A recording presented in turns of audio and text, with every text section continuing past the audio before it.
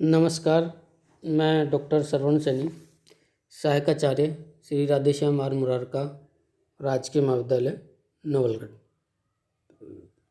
इस वीडियो में अपन चर्चा करेंगे राजनीति विज्ञान के एक महत्वपूर्ण टॉपिक उत्तर व्यवहारवाद की। उत्तर व्यवहारवाद, जिसे नव उदारवाद के नाम से, नव व्यवहारवाद के नाम से भी जाना जाता है। विद्यार्थियों, जैसा कि मैंने अपने पूर्व के वीडियो में व्यवहारवाद के टॉपिक पर चर्चा की थी, उसमें बताया था कि परंपरावादी राजनीति विज्ञान की कमियों को दूर करने के लिए व्यवहारवाद का प्रतिपादन किया गया और व्यवहारवादी पद्धतियों के माध्यम से राजनीति विज्ञान को वास्तव में विज्ञान बनाने का प्रयास किया गया और शोध और अध्ययन के लिए आधुनिक और वैज्ञानिक तकनीकों का प्रयोग किया गया। कुछ समय तक व्यवहारवादी तौर तरीकों से, पद्धतियों से राजनीति विज्ञान में अध्ययन होता रहा, लेकिन व्यवहारवादी शोध की उपलब्धियां हैं वो नगण्य रहीं। व्यवहारवाद जो है वो अपने आप में विफल रहा। व्यवहारवाद की विफलता, रूढ़िवादिता, जड़ता और कठोर वैज्ञानिकता और उसकी दिशाहीनता के कारण ही उत्तर व्यवहारवाद का उदय है वो हुआ और व्यवहारवाद के प्रतिपादकों ने ही व्यवहारवाद को है अस्वीकार कर दिया और व्यवहारवाद के स्थान पर उत्तर व्यवहारवाद का प्रतिपादन किया। 1969 में अमेरिका में अमेरिकन पॉलिटिकल साइंस एसोसिएशन के वार्षिक अधिवेशन में व्यवहारवाद के प्रमुख वक्ता डेविड ईस्टन ने अपने अध्यक्षीय भाषण में स्वयं व्यवहारवाद की कमियों को उजागर किया और व्यवहारवाद के स्थान पर उत्तर व्यवहारवाद का प्रतिपादन किया और ये कहा कि वर्तमान परिस्थितियों को समझने में व्यवहारवाद जो है वो प्रभावी नहीं है, इसलिए हमें उत्तर व्यवहारवादी की ओर अग्रसर है वो होना चाहिए। उत्तर व्यवहारवाद जो है वो व्यवहारवाद का ही एक अगला चरण है और व्यवहारवाद का एक सुधरा हुआ रूप है। इसके दो नारे हैं, कर्म और दूसरा है प्रासंगिकता। उत्तर व्यवहारवाद समाज तथा राज्य व्यवस्था की तात्कालीन समस्याओं, संकटों और चुनौतियों का अध्ययन करने व उनके जो है निदान ढूंढने की मांग करता है। उत्तर व्यवहारवाद का मूल मंतव्य है कि सामाजिक शोध समाज की आवश्यकता के संदर्भ में प्रासंगिक तथा संगतिपूर्ण है वो होना चाहिए।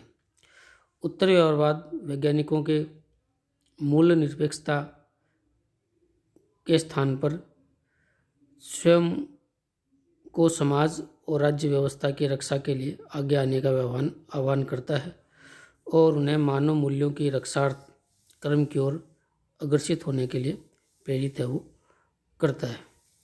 अब अपन चर्चा करते हैं कि आखिर उत्तर व्यवहारवाद के प्रतिपादन की आवश्यकता क्यों पड़ी। कुछ कारण अभी मैंने आपको बताए और जो महत्वपूर्ण कारण हैं वो इस प्रकार से हैं। व्यवहारवाद के स्थान पर उत्तर व्यवहारवाद का प्रतिपादन करने का एक बड़ा कारण यह था कि व्यवहारवादी अध्ययन पद्धतियों के माध्यम से सिद्धांत निर्माण की अपूर्णता और अपर्याप्तता, व्यवहारवादी पद्धतियों से जो है सिद्धांत निर्माण संभव नहीं हो पाया, जिसके परिणाम स्वरूप उसके स्थान पर उत्तर व्यवहारवाद का प्रतिपादन करना पड़ा।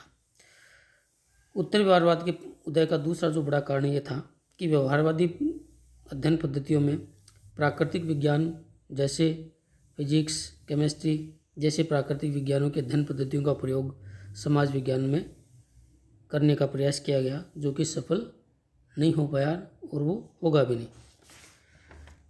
अगला जो कारण व्यवहारवाद के उदय का माना गया है वो था व्यवहारवाद की मूल्य निरपेक्षता के प्रति असंतोष। जैसा कि मैंने जो व्यवहारवाद में आपको बताया था कि व्यवहारवादियों ने मूल्य निरपेक्षता पर अत्यधिक बल दिया। मूल्य निरपेक्षता प्राकृतिक विज्ञानों में तो संभव है, लेकिन राजनीति विज्ञान जो कि एक समाज विज्ञान का विषय है, वहाँ मूल्य निरपेक्षता संभव नहीं है। उसके प्रति असंतोष था, जिसके परिणाम स्वरूप उत्तर व्यवहारवाद में जो है वो मूल्य निरपेक्षता को स्वीकार करना पड़ा।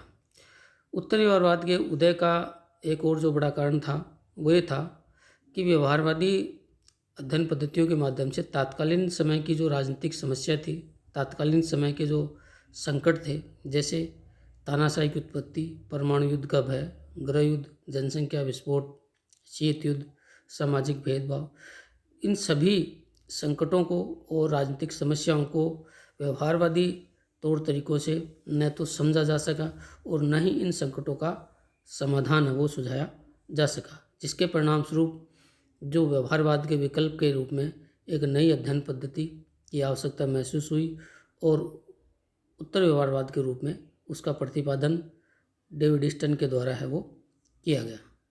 अब अपन आगे जो है व्यवहारवाद की, उत्तर व्यवहारवाद की जो मुख्य मान्यताएं हैं, विशेषताएं हैं, उन पर चर्चा करेंगे। अब अपन चर्चा करेंगे उत्तर व्यवहारवाद की प्रमुख विशेषताओं की या मान्यताओं की। जो आप स्क्रीन पर देख रहे हैं, व्यवहारवाद की पहली मान्यता या विशेषता है प्रविधि से पूर्व सार। जब आपको पता होगा कि व्यवहारवादियों ने तकनीकों के प्रयोग पर अत्यधिक बल दिया और व्यवहारवादियों का मानना था कि शोध का निष्कर्ष भले ही कुछ भी हो लेकिन तकनीक से कोई कंप्रोमाइज नहीं होगा। यानी व्यवहारवादियों ने तकनीक को तथ्यों से अधिक महत्व दिया और यही व्यवहारवाद की विफलता का कारण था। इसके स्थान पर उत्तर व्यवहारवादियों ने तथ्य और तकनीक दोनों को बराबर का महत्व दिया। उत्तर व्यवहारवादियों के अनुसार शोध के लिए तकनीक जरूरी है, लेकिन उससे ज़्यादा ज़रूरी शोध का उद्देश्य है जिसके लिए तकनीक का प्रयोग है वो किया जा रहा है। उत्तर व्यवहारवादियों के अनुसार तकनीक से ज़्यादा जो शोध का सार या शोध की प्रासंगिकता है वो महत्वपूर्ण है। अगली जो विशेषता है उत्तर व्यवहारवाद की वह है सामाजिक परिवर्तन पर बल। व्यवहारवाद जहाँ जड़ता का प्रतीक था, रूढ़िवादिता का प्रतीक था, उसके स्थान पर उत्तर व्यवहारवाद में व्यापक मूल्यों के संदर्भ में सामाजिक परिवर्तनों का समर्थन है वो किया गया। अगली विशेषता है समस्याओं के विश्वसनीय निदान पर बल। उत्तर व्यवहारवादियों के अनुसार राजनीतिक शोध में तकनीकों, विश्लेषण और जटिल शब्दावलियों में रुचि न लेकर मानव जाति की आवश्यकताओं को पूरा करने, संकटों का समाधान करने में सहायता करनी चाहिए। वर्तमान में विश्व में अनेक समस्याएं जैसे परमाणु युद्ध का भय, बढ़ती जनसंख्या, पर्यावरण प्रदूषण के खतरे, गरीबी, फासीवाद आदि मानव जाति के समक्ष महत्वपूर्ण संकट हैं और राजनीतिक वैज्ञानिकों को इन समस्याओं के समाधान सुझाकर मानव जाति की मदद है वो करनी चाहिए। अगली जो विशेषता है वह है मूल्यों की भूमिका।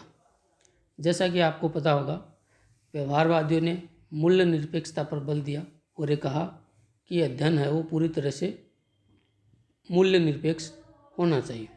ये व्यवहारवाद की एक बड़ी कमी थी।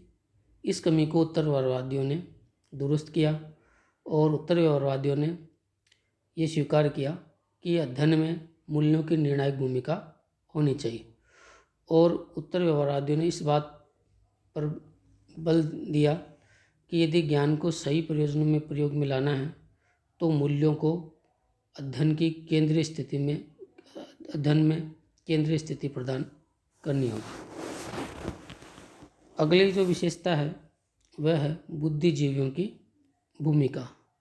उत्तर व्यवहारवादियों के अनुसार बुद्धिजीवियों की समाज में अपनी विशेष भूमिका होती है और बुद्धिजीवियों को सभ्यता के मानवीय मूल्यों के संरक्षण में विशेष दायित्व होता है और उन्हें इन दायित्वों को समझना चाहिए, अन्यथा समाज उन्हें सुविधाएं देने से इनकार कर देगा। अर्थात उत्तर व्यवहारवाद का मानना है कि बुद्धिजीवियों को अपनी जो समाज में उनकी जो उपयुक्त भूमिका है उनका निर्वाह करना चाहिए। और अगली विशेषता है कर्मनिष्ठ विज्ञान।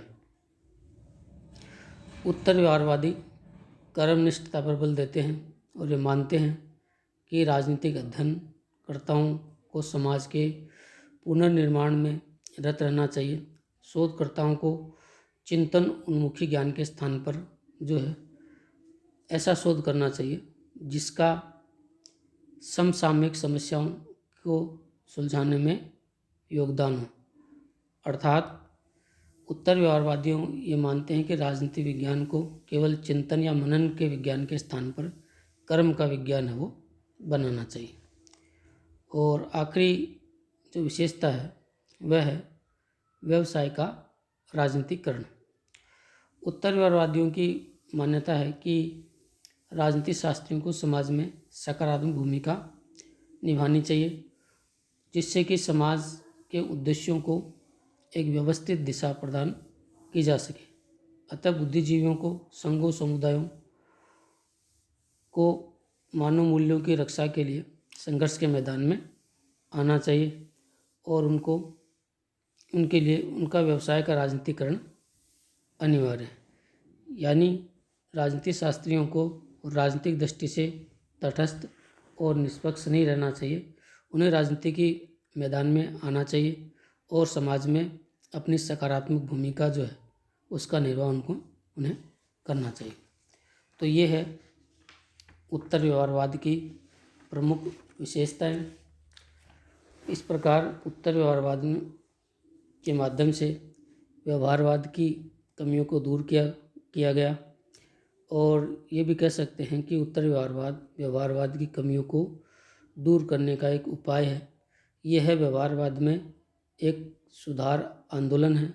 यह विज्ञान की दौड़ के स्थान पर प्रासंगिक अध्ययन पर बल देता है और यह तथ्य और मूल्य दोनों को अध्ययन में केंद्रीय स्थिति प्रदान करने का समर्थक है। और यह शोध के लिए शोध नहीं बल्कि सामाजिक प्रासंगिकता के संबंध में शोध पर बल देता है और ऐसे शोध पर बल देता है जिसकी कोई सामाजिक उपयोगिता हो और वर्तमान की सामाजिक राजनीतिक समस्याओं के समाधान में शोध की उपयोगिता हो। यानी शोध जो है वो सामाजिक और राजनीतिक समस्याओं के संदर्भ में हो ताकि उसकी समाज और राजनीतिक व्यवस्था के लिए कोई उपयोगिता हो। तो ये था उत्तर व्यवहारवाद। धन्यवाद।